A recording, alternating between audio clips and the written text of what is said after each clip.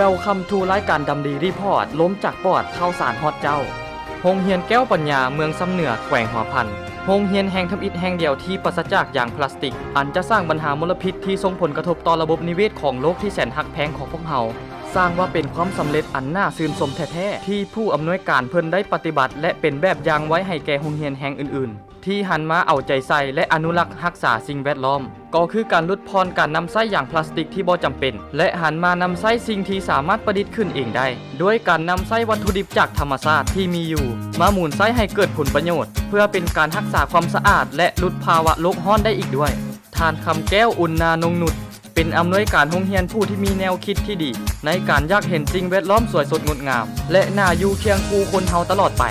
จึงได้มีวิสัยทัศน์แนวคิดในการปลูกจิตสำนึกและฝึกวินัยให้แก่น้องๆนักเรียนและครูอาจารย์ภายในโรงเรียนให้ประกอบส่วนรักษาสิ่งแวดล้อมบ่ว่าจะเป็นการเก็บกระตุกที่ใช้แล้วมาประดิษฐ์เป็นวัตถุสิ่งของต่างๆหรือที่เอิ้นกันว่าขบวนการรีไซเคิลโดยเริ่มต้นแม่นให้นักเรียนทดลองเอาไม้ไผ่ที่ได้จากธรรมชาติที่มีอยู่อย่างหลวงหลายมาผลิตเป็นจอกและทอดูดเพื่อทดแทนการใช้ยางพลาสติกจนได้ท่านผู้อำนวยการเพิ่นอยากเห็นทุกคนเป็นผู้ปกปักรักษาสิ่งแวดล้อมเพราะเฮาเป็นผู้อาศัยสิ่งแวดล้อมถ้าสิ่งแวดล้อมดีเฮาก็จะมีอากาศบริสุทธิ์มีสภาพแวดล้อมที่ดีอันจะส่งผลเฮ็ดให้เฮาอยู่เย็นเป็นสุขทางด้านร่างกายและจิตใจโดยกิจกรรมแบบนี้ได้เริ่มเฮ็ดมาได้4ปีแล้วจากคำขวัญของท่านผู้อำนวยการที่ว่าเริ่มเดินเทอละก้าวกินข้าวเทอละคำลองผิดลองถูก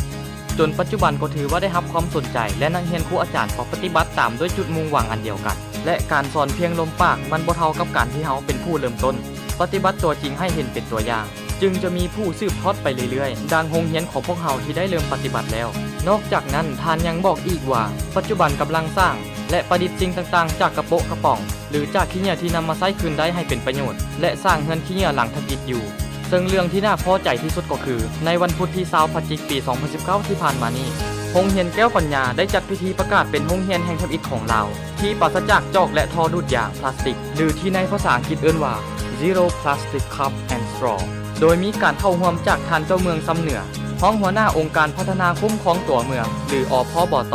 มีห้องหัวหน้าแผนกทรัพยากรธรรมชาติและสิ่งแวดล้อมแขวงมีห้องหัวหน้าศึกษาธิการและกีฬาแขวงมีห้องหัวหน้าห้องการศึกษาและกีฬาเมืองพร้อมด้วยครูอาจารย์และนักเรียนภายในโรงเรียนเข้าร่วมซึ่งจุดประสงค์ก็เพื่อการส่งเสริมให้น้องนักเรียนและครูอาจารย์ภายในโรงเรียนเอาใจใส่ปกปักรักษาสิ่งแวดล้อมโดยการลดพรการนำใช้ยางพลาสติกภายในโรงเรียน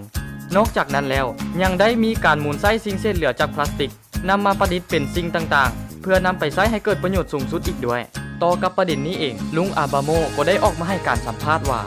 มันต้องจังสั่นแหละว่าสมเสยเด้อเก่งหลายสำหรับการปฏิบัติที่บรรลุผลสำเร็จและหวังว่าจะเป็นแบบอย่างที่ดีให้แก่โรงเรียนแห่งอื่นๆมันเฮ็ดให้สังคมโลกเฮานั้นน่าอยู่หลายขึ้นถึกใจข่อยอีหลีสำหรับดำดีรีพอร์ตคลิปนี้ก็ขอจบเพียงเท่านี้ก่อนล่ะอย่าลืมกดไลค์กดแชร์และกดติดตามเพื่อเป็นน้ำใจเล็กๆน้อยๆให้แก่ดำดีสตูดิโอขอขอบใจที่รับชมรับฟัง